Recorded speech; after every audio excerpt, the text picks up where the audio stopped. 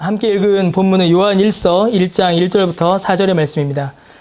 이제 주일 오전에는 요한 1서를 이제 제가 강해를 할 거고요. 주일 오후에는 이제 하이델베르그 요리문답을 강해를 할 거고, 그 수요일 저녁에는 이제 에스라를 강해하려고 합니다. 요한 1서가 쓰여진 시대를 가리켜서 우리는 초대교회 시대다라고 합니다. 초대교회 때에 이 에스라가 쓰였죠. 이때는 교회를 이제 세우는 시기였습니다. 예수님께서 부활하시고 승천하신 후에 남아있던 그 사도들에 의하여서 복음이 전파되었고, 또 이 복음을 들은 주의 백성들이 각지에서 모여 교회를 이루어 나가는 그런 때가 바로 이 초대교회 당시였습니다. 그러나 교회를 세워나가는 일은 그렇게 쉬운 일이 아닙니다.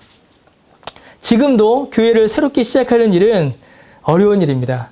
제가 개척해보니까 개척교회에서 전도사로 있을 때랑 개척교회를 시작할 때는 달라요. 느낌이 너무 다릅니다. 교회를 시작하는 일은 어렵습니다. 지금도 어렵고 곤란함이 많은데 그때는 이제 말할 수가 없을 것이었습니다. 초대교회 당시에는 지금보다 훨씬 더 힘든 상황 가운데 교회가 시작되어야 했습니다. 두 가지의 큰 어려움이 있었죠. 안과 밖에서 교회를 어지럽히는 어려움이 있었습니다. 먼저 밖에서 오는 어려움이 있었습니다. 밖에서 오는 어려움은 박해였죠. 로마가 또 그리고 유대인들이 초대교회를 박해했습니다.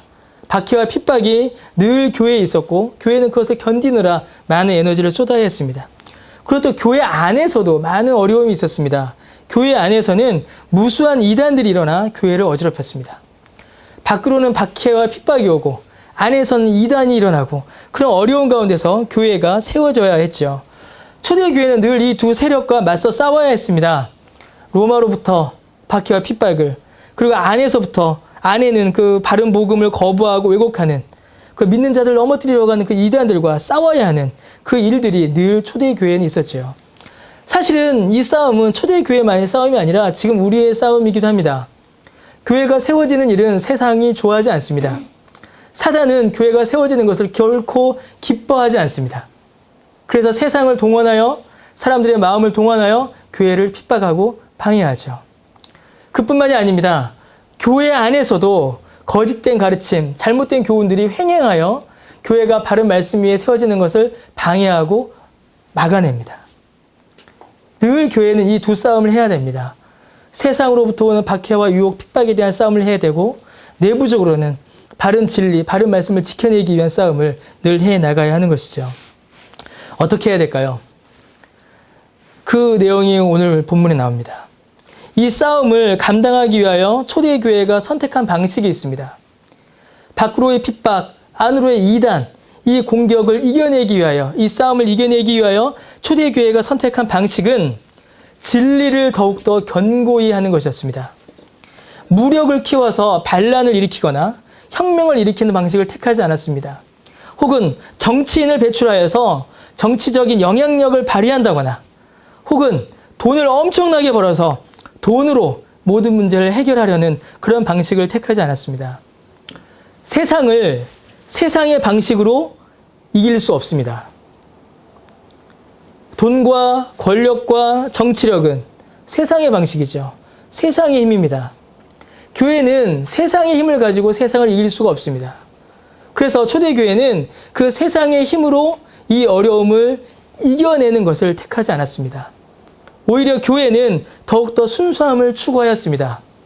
교회는 더욱더 진리에 붙들어 있었고, 더욱더 진리를 견고해야 했으며, 하나님 보시기에 정결하고 순결한 모습을 지키는 데 더욱더 많은 애를 썼습니다. 초대교회는 박해와 이단 공격의 원인이 된, 예수 때문에 박해받고 예수 때문에 이단이 일어났는데, 그 원인이 된 그 그리스도의 복음을, 그 진리를 오히려 더욱더 분명히 하였다는 것입니다. 너 예수 믿지? 너 사자굴에 들어갈 거야. 이때 초대교회인들은 나는 예수 믿는다라고 선언한 것입니다.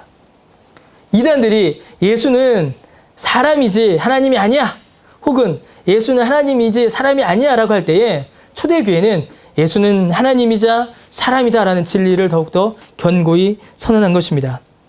박해가 올 때마다 예수 그리스도를 구주로 믿는 오직 예수님만이 우리의 구원자이시며, 그를 믿을 때 영원한 영생이 있음을 더욱더 분명히 했습니다. 이단이 일어날 때 그 이단들의 공격을 조목조목 반박하며 오히려 더욱더 진리를 견고히 할 수 있었던 것입니다. 그래서 초대교회 당시에 우리가 믿고 고백하는 대부분의 신앙 고백들이 그때 다 이루어지게 됩니다. 박해와 혼란이 오히려 교회를 더욱더 정결하게 하고 교회를 더욱더 견고하게 한 것입니다. 초대교회 당시에 대표적인 이단이 이제 두 이단이 있었습니다. 하나가 이제 가연설주의자, 도세티즘이라고 하는 자들이 있었고, 다른 하나는 영지주의라는 사람들이 있었습니다. 이 가연설주의자들은 예수님의 성육신을 믿지 않는 자들이었습니다. 거룩하시고 완전한 하나님이신 예수님이 어떻게 불완전하고 더럽고 약한, 맨날 아프고 맨날 넘어지는 그런 인간의 모습을 가질 수 있는가? 그렇게 주장한 거죠. 그래서 예수님의 몸은, 육체는 실제 예수님이 아니라 잠시 예수님이 입으신 껍데기다라고 그들은 주장했습니다. 예수님의 성육신을 부정한 것이죠. 그뿐만이 아니었습니다. 영지주의자들은 구원에 있어서 특별한 지식을 강조하였습니다. 특별한 지식, 아무도 모르는 비밀스럽고 특별한 지식을 가진 자만이 구원을 얻을 수 있다라고 믿은 자들이 바로 이 영지주의자들이었죠. 이들은 성경의 권위를 이제 부정한 것입니다. 둘을 모아보면 어떻게 될까요? 초대교회 이단은 결국 두 가지에서 늘 만났습니다. 하나는 예수 그리스도를 부정하고 하나는 성경을 부정하는 이 두 가지 방식으로 늘 일어났던 것이죠. 그래서 오늘날 이단도 똑같습니다. 예수를 부정하거나 성경을 부정하는 방식으로 나타납니다. 사도 요한은 요한 1서에서 이러한 이단들의 가르침을 하나하나 반론해 나갑니다. 그런데 그 반론이 단순히 이단들의 주장을 무너뜨리는 것에만 초점을 맞추지 않습니다. 아까 말씀드렸던 것처럼 오히려 요한은 이런 이단의 진리들을, 이단의 내용들을 하나하나 반박해 가면서 성경의 진리를 더욱더 견고히 하고 있는 것을 우리가 볼 수 있습니다. 여러분, 요한 1서는 다른 서신서들과는 조금 다른 특징이 하나 있습니다. 다른 서신서들, 특별히 이제 바울 서신서들 같은 걸 보면은 초두에 바울은 나는 어디에 있는 교회에, 어디에 있는 성도들에게 편지한다라고 수신자들을 이렇게 밝히죠. 신학자들은 이 요한 1서가 요한이 에베소에 있을 때 썼을 것이다라고 추측합니다. 그리고 이제 요한계시록 쓰기 직전, 반모섬으로 유배 가기 직전에 썼을 것이다라고 많이 추측을 해요. 그런데 요한 1서를 가만히 보면 이 지역, 시대적 배경이 별로 중요하지 않습니다. 그리고 요한 1서 1장 1절에 4절, 이게 서론인데 여기에서도 내가 누구에게 편지한다라는 말이 나오질 않아요. 요한 1서가 가지고 있는 특징이 바로 여기에 있습니다. 어떤 교회, 어떤 시대를 향하여 특정하여 쓴 편지가 아니라 오고 오는 모든 교회를 향한 주님의 권면을 전한다라는 것입니다. 교회라면, 주님의 이름으로 모이는 신자라면 모든 세대, 모든 공간, 모든 상황과 처지에서 알아야 할 것들, 믿어야 할 것들, 행해야 할 것들을 더욱더 분명하게 드러내고 있는 것이죠. 이단에 대한 논의는 이런 이야기를 시작하는 어떤 근거, 소재에 불과한 것입니다. 주님께서는 요한을 통하여서 오고 오는 모든 세대와 또 장소의 교회와 성도들에게, 주의 양떼들에게 교훈을 주시는 것이죠. 요한은 오늘 읽은 본문 1절 4절에서 요한 1서 전체의 서론인데 두 가지의 주제를 분명히 나타냅니다. 이 두 주제를 풀어나가는 방식으로 나머지를 이제 채우고 있다라고 볼 수가 있어요. 첫 번째로 요한은 먼저 예수님이 누구신가, 예수님이 어떤 분이신지를 분명히 밝힙니다. 여러분, 예수님이 누구신가요? 예수님 어떤 분이신가요? 예. 예수님은 하나님이십니다. 또 예수님은 어떻게 오셨죠? 이 땅 가운데 사람으로 오셨습니다. 그래서 예수님은 완전한 하나님이시자 완전한 사람이십니다. 예수님은 태초에 대하여, 이 요한은 예수님에 대하여 1절, 2절에 또 태초부터 계셨다, 영원하시다라는 설명을 합니다. 여러분, 태초라는 이 말은 요한복음 1장 1절에서 예수님을 설명할 때 쓰인 말입니다. 요한복음 1장 1절을 보면 태초에 말씀이 계시니라, 이 말씀이 하나님과 함께 계셨으니 이 말씀은 곧 하나님이시다라고 이야기합니다. 여기서 말하는 그 말씀은 누굴 가리키냐면 예수님을 가리키는 것이죠. 그런데 요한복음 1장 1절은 창세기 1장 1절을 또한 반영합니다. 여러분, 창세기 1장 1절이 뭐죠? 태초에 하나님이 천지를 창조하셨다라고 고백합니다. 그래서 창세기 1장 1절을 요한복음 1장 1절이 받고 요한복음 1장 1절을 요한일서 1장 1절이 받는 겁니다. 그 태초에 하나님이 계셨다. 태초에 말씀이 계셨다라고 설명합니다. 여러분, 태초라는 말은 아주 옛날을 가리키는 말입니다. 도대체 몇 년쯤 전이 태초일까요? 태초가 도대체 몇 년 전일까요? 예. 도대체 몇 년 전이면 태초다라고 할 수 있을까요? 여러분, 태초라는 단어는 우리가 시간으로 계산할 수 없는 시간을 가리킵니다. 정확히 이야기하면 태초라는 시간은 창조 이전의 때를 의미합니다. 심지어 시간마저도 창조되기 이전, 곧 피조물이 없던 시절이 바로 태초입니다. 그러면 태초는 누구의 시간일까요? 오직 하나님만의 시간입니다.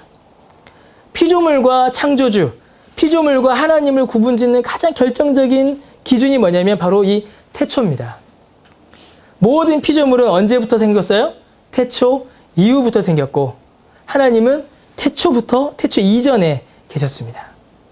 그러므로 태초에 계셨다라는 말은 그 태초에 계신 존재가 누구라는 말일까요? 하나님이시다라는 말입니다.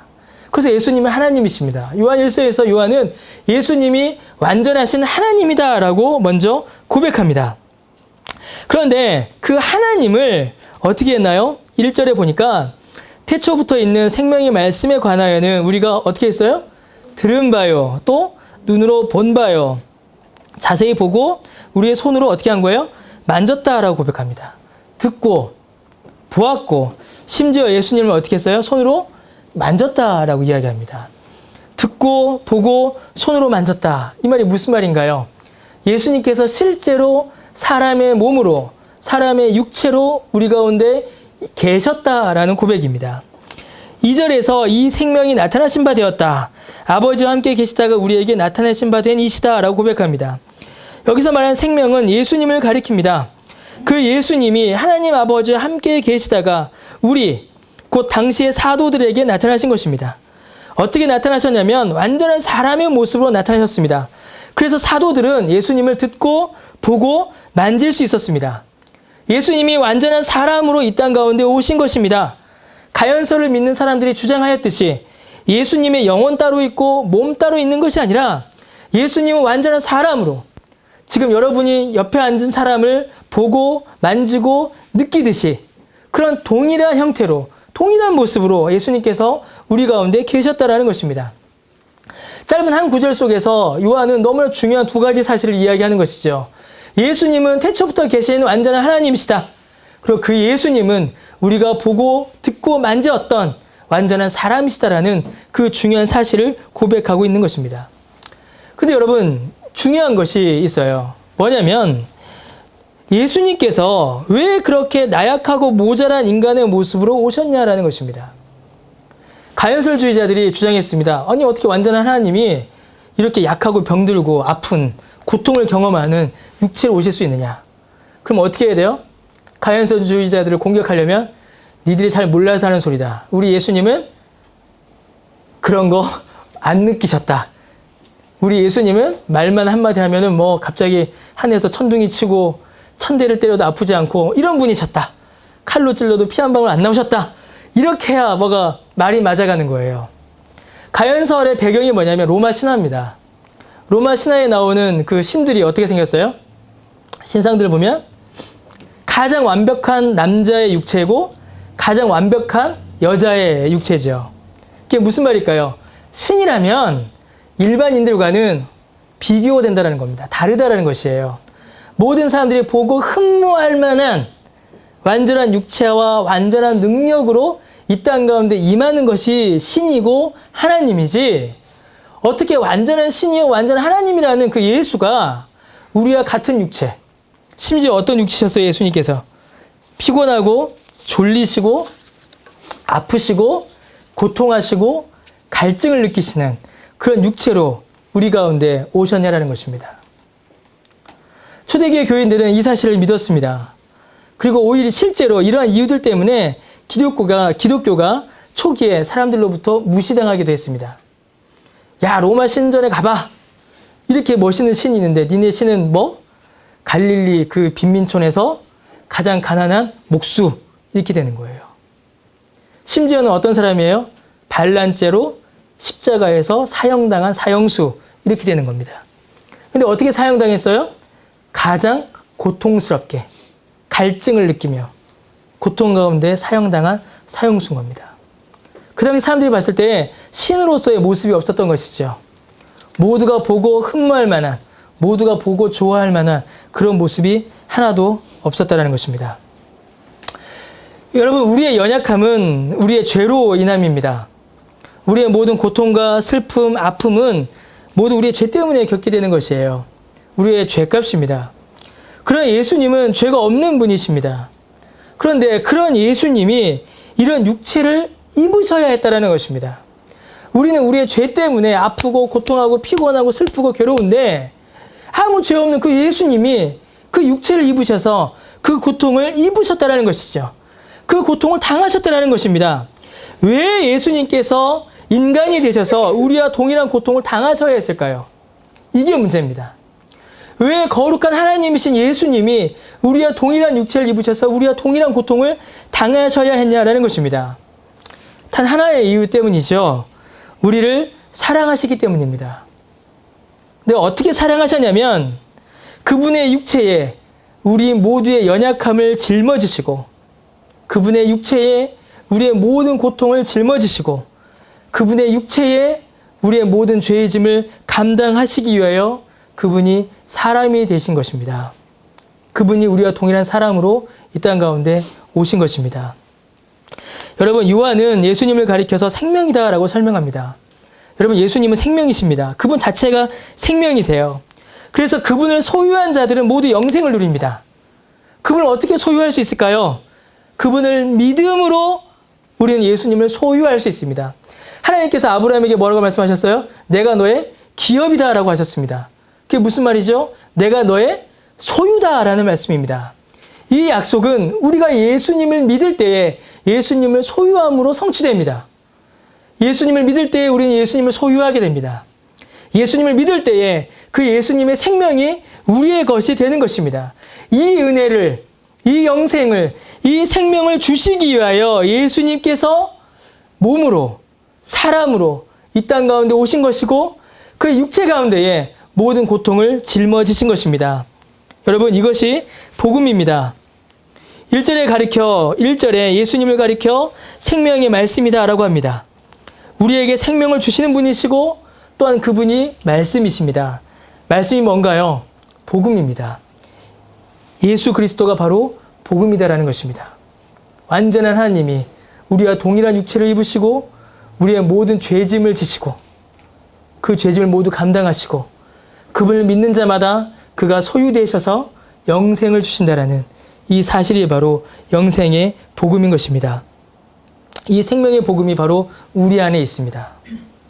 우리가 말씀을 읽을 때에, 복음을 들을 때에, 말씀 가운데 있을 때에 이 생명을 누리게 되는 것입니다.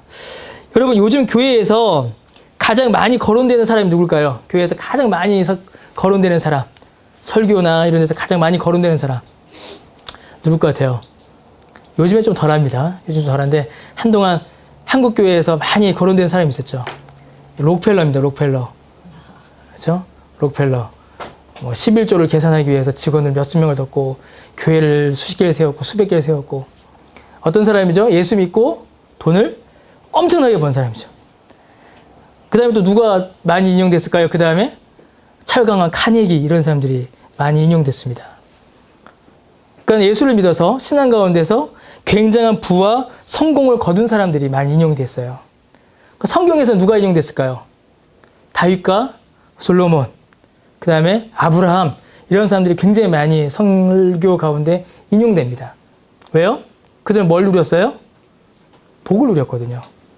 큰 힘과 큰 권력을 누렸습니다. 세상 사람들이 보고 모두 부러워할 만한 부와 권력과 영광과 명예를 그들이 누렸습니다. 그래서 교회에서 설교 때 그들을 많이 인용해 왔습니다. 그런데 그들이 인용될 때마다 설교단에서, 교회에서 점점 잊혀져 간 사람이 있었어요. 점점 인용되지 않는 사람이 있었습니다. 그가 누굴까요? 예수님입니다. 록펠러와 카네기가 명예를 얻고 설교단 가운데서 인용되고 그들이 영광을 받을 때마다 예수님은 점점 잊혀져 갔습니다. 왜요? 예수님은 이 땅에 사시는 동안에 영광을 받지 않으셨습니다. 오히려 예수님이 요한복음에 뭐라고 하세요? 예수님이 받으실 영광은 십자가의 고난이셨습니다. 세상 사람들이 보고 흠모할 만한, 존경할 만한, 멋있다라고 할 만한 그런 모습을 예수님께서 경험하지 않으셨습니다. 오히려 예수님은 이 땅 가운데 사시는 동안에 가난하셨어요. 집도 없으셨고 누울 때도 없으셨습니다. 피곤하셨습니다. 늘 피곤하셨고 쫓겨다니셨고 제자에게 배신당하셨고 십자가에서 극악한 형틀에서 돌아가실 수밖에 없으셨습니다. 다윗도 솔로몬도 아브라함도 결국에는 예수님을 드러내기 위하여 존재했던 자들인데 그들을 통하여서 예수님이 드러나지 않고 그들의 부와 권력만 드러나기 시작한 겁니다. 예수님은 어디 가셨냐라는 것이죠. 요한은 요한 1서에서 예수님이 누구신가를 드러냅니다. 하나님의 아들이신 예수님, 완전한 하나님이시자 완전한 사람이신 예수님을 드러냅니다. 여러분, 요한의 목표는 여기에 있습니다. 예수 그리스도를 알려 그를 드러내어 사람들로 하여금 믿어 구원 얻게 하는 데 1차적 목표가 있습니다. 다른 데에 목표가 있는 것이 아니에요. 돈을 많이 벌고 성공하고 그러면 좋죠, 여러분. 그러면 좋아요. 그러면 좋습니다. 건강하고 그러면 좋죠. 그러나 그것이 복음의 목표가 아닙니다. 그것이 성경의 목표가 아니에요. 그것이 예수님께서 이 땅 가운데 오신 목표가 아닙니다. 예수님께서 우리 가운데 오신 목표는, 성경에 기록된 목표는, 교회가 복음을 전하는 목표는 예수 믿어 구원받는 데에 목표가 있는 것입니다. 우리를 위하여 죽으시고 부활하신 그 예수 그리스도의 복음을 믿어 구원 얻게 하는 데에 목표가 있는 것입니다. 여러분, 이것이 우리의 목표가 되어야 합니다. 우리가 먼저 예수 그리스도를 알아야 합니다. 그가 누구신지 알아야 하고 그가 누구신지 믿어야 합니다. 정확히 알아야 합니다. 그리고 이제 그를 드러내야 합니다. 우리에게 주신 이 복음을 드러냄으로 또한 우리가 열매 맺어야 합니다. 그것이 바로 우리의 삶이어야 하는 것이죠. 두 번째로 요한은 이 예수님을 전하는 이유, 그리고 이 복음을 전하는 목적이 무엇인지를 밝힙니다. 3절에 나타나죠. 3절에 뭐라고 되어 있죠? 우리가 보고 들은 바를 너희에게도 전함은 뭐라고 되어 있어요? 너희로 우리와 사귐이 있게 하려 함이다 라고 이야기합니다. 3절에 요한은 우리가 보고 들은 바를 너희에게 전한다. 곧 예수님께 받은 복음을 전한다 라고 이야기합니다. 그리고 이 복음을 전하는 이유, 요한 1서를 기록한 목적이 무엇이냐면 너희로 우리와 사귐이 있게 하려 합니다 라고 이야기합니다. 여기서 말한 너희는 이제 성도들을 가리켜요. 일반 성도들. 그리고 불신자들도 포함됩니다. 복음을 들어야 할 자들. 그리고 여기서 말하는 우리는 누굴 가리킬까요? 사도들을 가리킵니다. 먼저 복음을 들은 자들. 그래서 복음을 먼저 들은 자들과 이제 복음을 들을 자들이 사귐이 있게 하려 합니다 라고 이야기합니다. 이 사귐, 곧 성도의 교제가 이 복음을 전하는 이유요 목적이다라는 것이죠. 그러면 이 사귐, 이 교제, 이게 과연 이제 뭐냐, 이걸 우리가 분명히 알아야 합니다. 요한일서 5장 13절에 보면요, 우리 요한일서 5장 13절 한번 볼까요? 요한일서 5장 13절 같이 한번 읽어보겠습니다. 요한일서 5장 13절. 자, 시작. 내가 하나님의 아들의 이름을 믿는 너희에게 이것을 쓰는 것은 너희로 하여금 너희에게 영생이 있음을, 5장 13절 가니까 이제 뭐라고 해요? 내가 하나님의 아들의 이름을 믿는 너희, 그러니까 예수 믿는 너희에게, 신자들에게 이렇게 이야기하는 겁니다.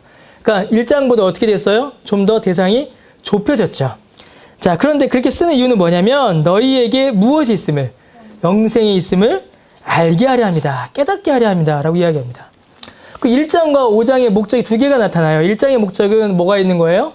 사귐이 있게 하려 함이고 5장의 목적은 뭐예요? 영생이 있음을 깨닫게 하려 합니다 라고 이야기합니다. 이렇게 보니까 이제 목적이 이제 다른 것 같아요. 1장은 사귐이요, 5장은 어떤 신학적인 이해예요. 이 두 가지로 나뉜다라고 우리가 볼 수 있습니다. 자, 그런데 사실은 같은 목적입니다. 왜냐하면 여기서 말한 이 사귐, 1장에서 말하는 이 사귐이 단순히 사람들 사이에 먹고 마시고 즐기는 어떤 사람의 만족과 유익이 목적이 되는 그런 사귐이 아니기 때문에 그렇습니다. 여기서 사용된 그 사귐이라는 단어는 뭘까요? 헬라어로 여러분 많이 들어본 단어일 거예요. 코이노니아라는 단어를 씁니다. 코이노니아. 근데 이 코이노니아라는 단어는 어떤 그냥 사회적 관계, 어떤 교제, 사귐에 쓰는 게 아닙니다. 사귐에 쓰이는 단어가 아니에요. 그러니까 영어로 하면 펠로우십의 의미는 아닙니다. 오히려 영어로 하면 이제 컴패니언십에 더 가까워요. 그래서 이 코이노니아가 어떨 때 쓰이냐면 그 결혼과 같은 관계를 설명할 때 쓰입니다. 그래서 실제로 헬라어 이렇게 어떤 그런 영문을 보면은 결혼 관계 이런 게 많이 쓰였어요. 매우 긴밀하고 중요하며 서로가 서로에게 약속을 지키는 그런 관계일 때 쓰입니다. 근데 어떻게 약속을 지키냐면 공유하다, 공유함으로 이 약속을 지켜요. 그러니까 내가 누군가 특별한 관계를 맺습니다. 특별한 약속을 맺는데 이 약속은 무언가를 공유함으로 이루어질 때 이 코이노니아라는 단어를 사용합니다. 무엇을 함께하고 무엇을 공유하며 무엇을 서로 나누는 것일까요? 여러분 결혼하면 무엇을 공유하나요? 재산.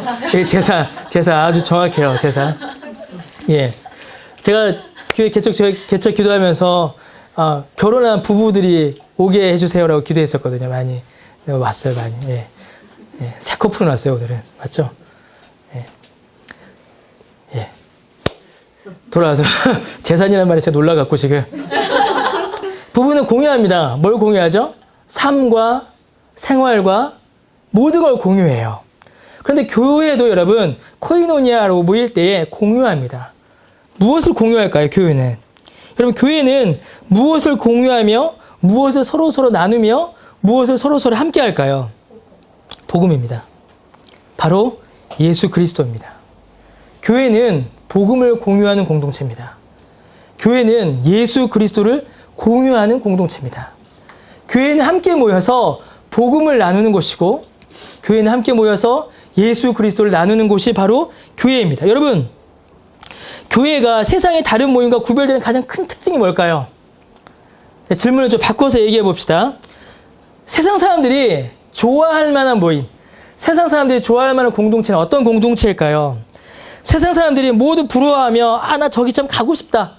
나 저기 한번 꼭 가고 싶어 라는 그런 마음이 드는 어떤 그런 모임, 그런 공동체는 어떤 데일까요?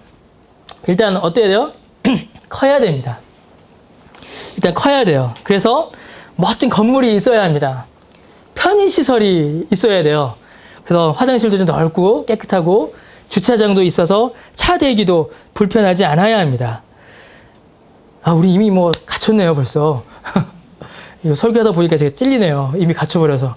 예, 계속 갈게요, 그냥. 온갖 편의시설들이 다 갖추어져 있어야 돼요.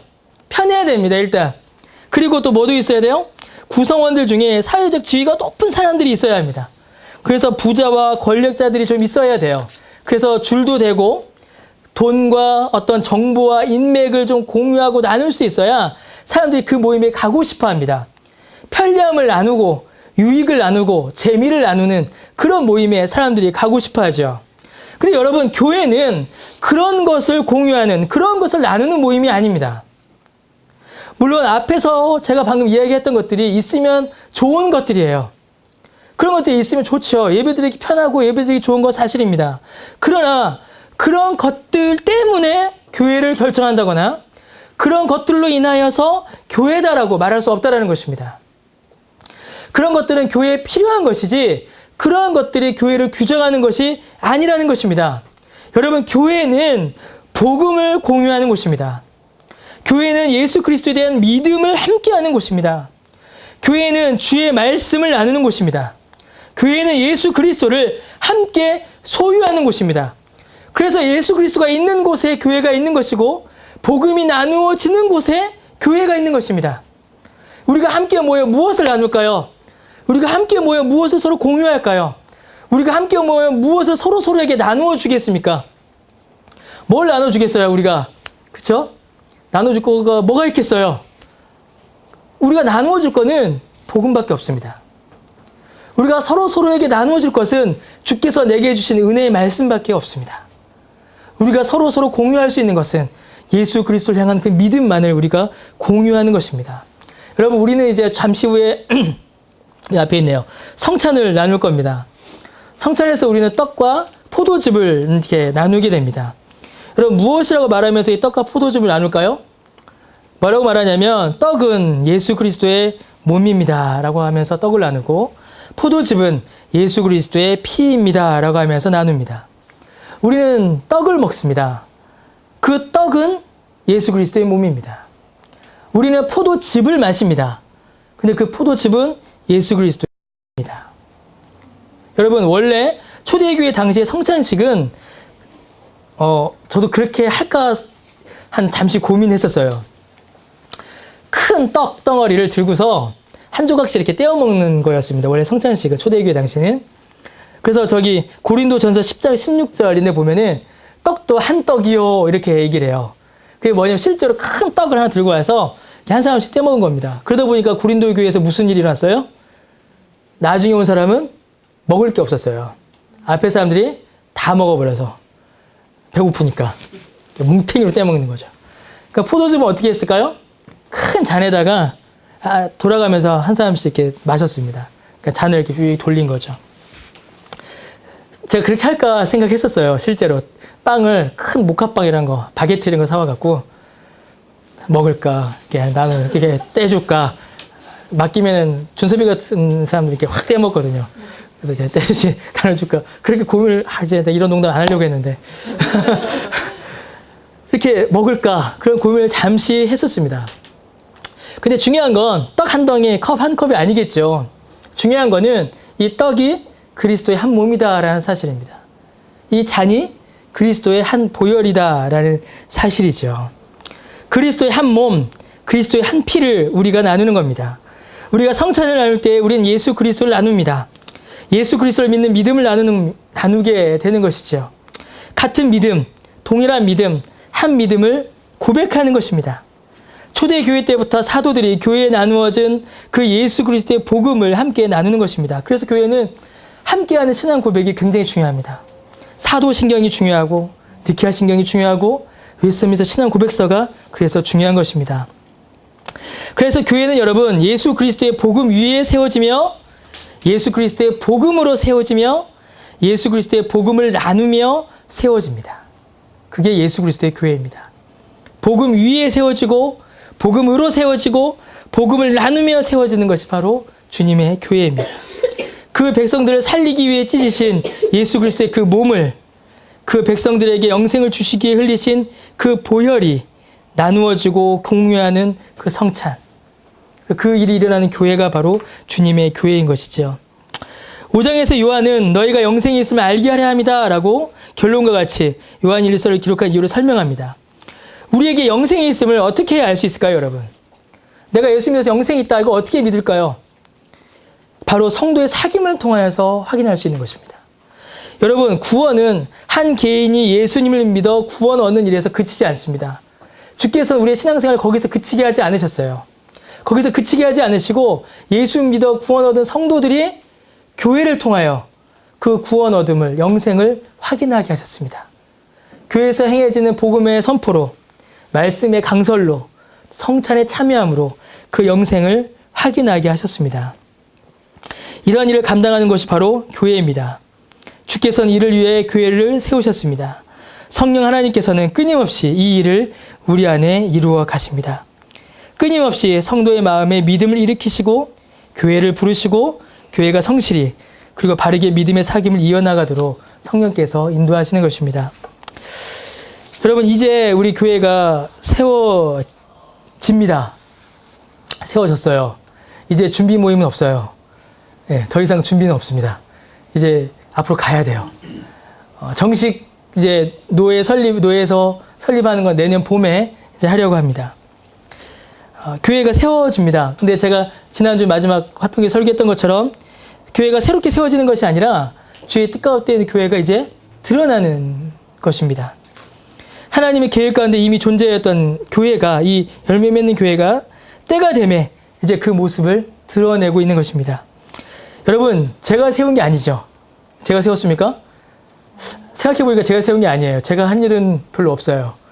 제가 세운 게 아닙니다. 그러면 여러분, 이 교회 여러분이 세웠나요? 여러분이 세운 것도 아닙니다. 누가 세웠나요, 도대체 이 교회를? 저도 아니고 여러분도 아니면 누가 이 교회를 세우셨을까요? 홍순아 권사님이 세우신 건가요? 여기를 빌려주신? 아니죠. 홍순아 권사님이 빌려주신 것도 아닙니다. 세워주신 것도 아닙니다. 주께서 세우신 주님의 교회입니다.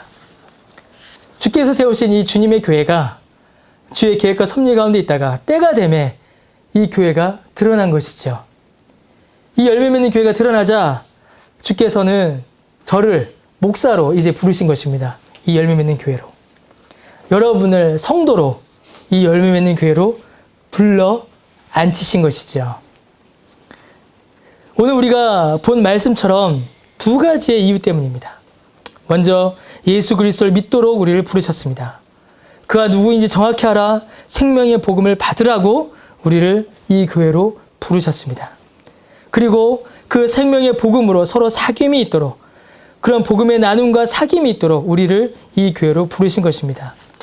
예수님을 믿도록 부르심은 우리에게 영생을 주시기 위함이라면 복음의 사귐으로 우리를 부르심은 교회를 우리에게 주심으로 이 땅 위에서 살아가는 힘과 능력을 주시기 위함입니다.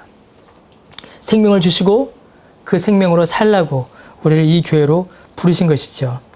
교회를 통해 우리의 믿음을 확인하고 교회의 사귐과 나눔을 통하여 주의 은혜를 드러내고 그것으로 이 세상을 살아가도록 우리를 부르신 것입니다. 여러분, 그렇게 우리 열매 맺는 교회도 세워지면 좋겠습니다.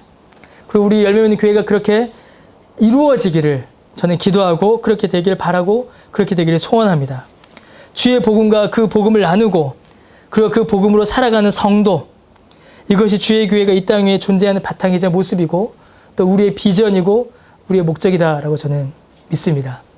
복음으로 세워지고 또한 그 복음으로 살아가는, 그래야 그 복음의 열매를 드러내는 우리 열매 맺는 교회, 저 여러분 되시기를 바랍니다. 기도하겠습니다.